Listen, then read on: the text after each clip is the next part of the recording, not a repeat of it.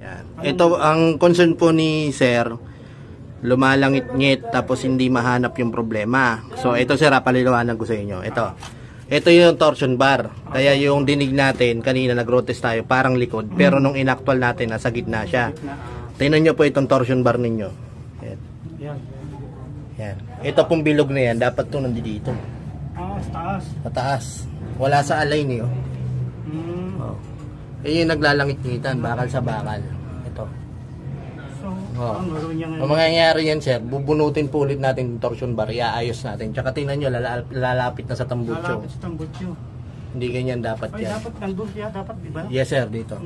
Yan, dito nakalay niya. Yun yung talaga kaya hulma yan ng ganyan. Kaya pala. So, bunutin na lang natin to sir, iaalay natin. Tapos, saka natin i-road test. Tapos 100,000 sir ha. 100,000 to sir. Yan, bunutin muna natin.